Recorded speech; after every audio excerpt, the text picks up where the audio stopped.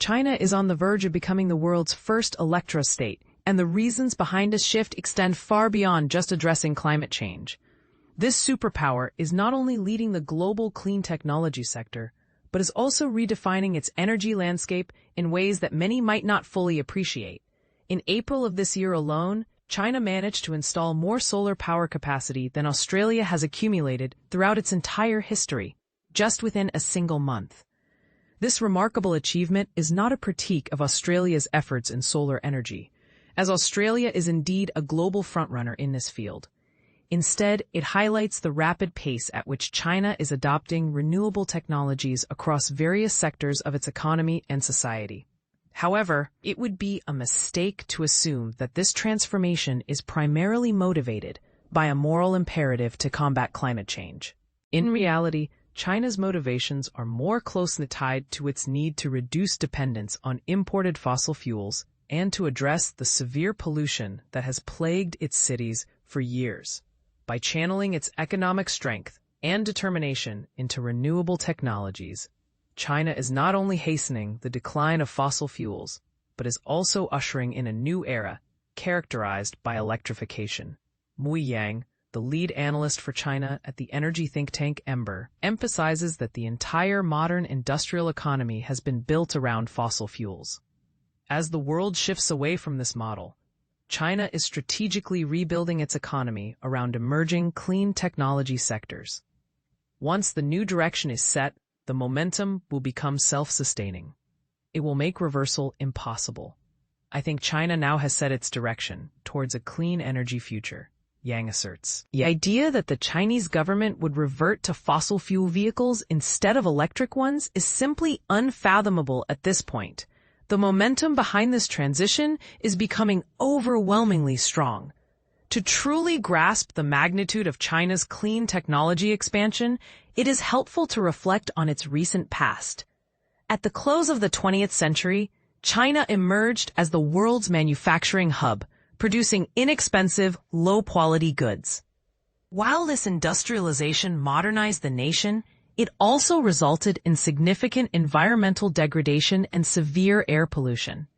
The factories that powered this growth relied heavily on fossil fuels, leading to a dramatic increase in emissions and positioning China as the largest polluter globally.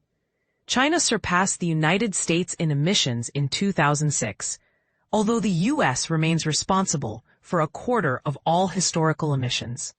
Yet, China's shift towards renewable energy is not solely about curbing these rising emissions. With polluted rivers and thick city smog becoming critical issues, the Chinese government recognized the urgent need for action. A decade ago, it launched the Made in China 2025 initiative, which aimed to transform its manufacturing capabilities to focus on high-tech products, including those essential for addressing climate change. The authoritarian regime has mobilized state resources to support clean technologies at a scale and speed that is hard to imagine in most democratic nations. This involved significant investments in all components of renewable energy, particularly in wind, solar, electric vehicles, and batteries for both transportation and energy storage. According to Mui Yang, these efforts were bolstered by substantial government-funded subsidies. We all understand that emerging sectors and technologies require some level of protection to grow. It's akin to helping a child learn to walk. Initially, they need support. Yang explains. However, he also notes that the rationale behind China's policy support is clear. It is not intended to be a permanent crutch. When China ascended to industrial supremacy in the 1990s, it recognized that maximizing output could be achieved by creating hubs where all components of a product's supply chain were located in close proximity.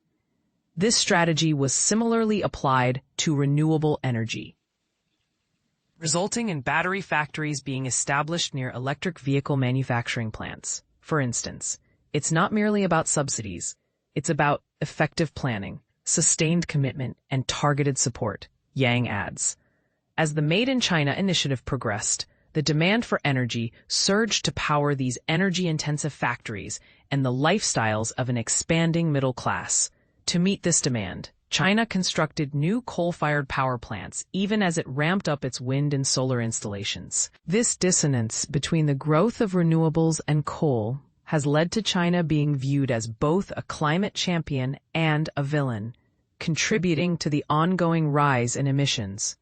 Fast forward a decade since the inception of the Made in China plan, and the scale of China's clean energy transformation is nothing short of astonishing. Caroline Wang, who leads China engagement at the think tank Climate Energy Finance, describes it as a fascinating policy initiative, a 10-year plan that has successfully positioned China as a world leader in clean technology manufacturing. They've made themselves indispensable in the new kind of global economy, she notes. China now accounts for half of the world's solar power, wind energy, and electric vehicles. In April alone, the country added an impressive 45.2 gigawatts of solar capacity, surpassing Australia's total cumulative solar power capacity. Wang points out that China's renewable energy capacity has grown exponentially, contributing to a decline in coal usage and emissions. Recent analyses from Carbon Brief indicate that China's emissions fell by 1.6% in the first quarter of 2025, a significant milestone given that the country produces 30% of the world's emissions. With its unparalleled economies of scale, this rapid acceleration in clean technology has also driven down the costs of electrification globally, establishing China as the leader in this sector. Chinese electric vehicles are increasingly becoming a common sight on Australian roads, mirroring the earlier trends seen with solar panels and batteries in Australian homes. China has effectively lowered the barriers for the rest of the world to transition to clean energy, making it easier for many other nations to join the movement, Yang states. The transition must be affordable. Otherwise, it will be extremely challenging for many developing countries to make the shift. In 2024 alone, China's clean energy exports contributed to a 1% reduction in global emissions outside of China, according to Carbon Brief. And this trend is expected to continue for the next 3 decades. Wang highlights that this green revolution has also yielded significant economic benefits for China. Last year, clean energy drove 10% of their GDP, surpassing the real estate sector, which had been the backbone of their economy until recently. This shift speaks volumes about the importance of clean energy in their economic landscape, she explains. China's expansion of renewable energy is particularly noteworthy when contrasted with the trajectory of another global superpower, the United States, especially during Donald Trump's presidency. While the U.S. has reverted to its drill, baby drill mentality, prioritizing fossil fuel production, China has recognized the unsustainability of this model. I believe there's a profound strategic rationale behind this shift. It is not solely about environmental responsibilities or international commitments. It cannot be entirely explained by economic benefits in terms of job creation and investment, Yang argues. Energy is a fundamental input for economic activities, and energy security is crucial for sustaining a functional economy. China views the traditional fossil fuel growth model as increasingly untenable, realizing that it cannot support long-term prosperity. As global economies became reliant on fossil fuels, they also became dependent on the countries that supply them, with fossil fuel prices dictating market dynamics. This dependency dates back to the oil crisis of the 1970s, which prompted discussions about energy security, particularly in the context of China. While China is often described as rich in coal, it is relatively poor in natural gas and oil. Electrification is changing this narrative as China, the world's largest oil importer, is gradually reducing its reliance on oil through the adoption of electric vehicles. If you visit Beijing today, you can stand at busy intersections, and it will be surprisingly quiet. The loudest sounds will likely come from bicycles rather than cars, remarks Dr. Jorrit Goossens, a fellow at the Center for Climate and Energy Policy at the ANU. Last year marked the first decline in crude oil imports to China in 2 decades, excluding the recent pandemic period. The International Energy Agency predicts that China will reach its peak oil consumption by 2027.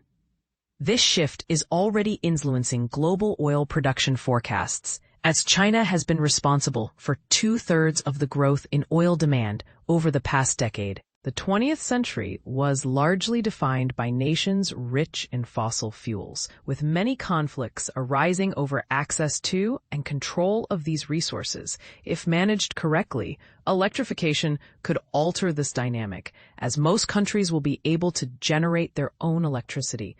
Even nations with limited natural resources can harness significant electricity from solar panels, fundamentally changing the geopolitical landscape. Dr. Gosens explains, renewable energy represents the most secure form of energy because it eliminates the need for imports. Additionally, the costs are stable. Once you build renewable energy infrastructure, you know what your electricity costs will be, insulating you from market fluctuations.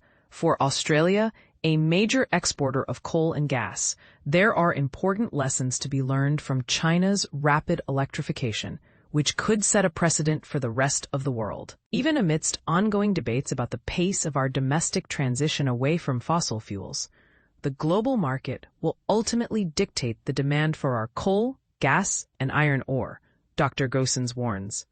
The greatest risk lies in our failure to prepare for these changes, which may occur more swiftly than we currently anticipate.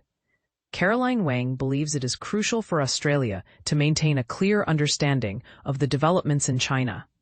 There is a significant gap in knowledge and comprehension between Australia and other Western nations regarding China.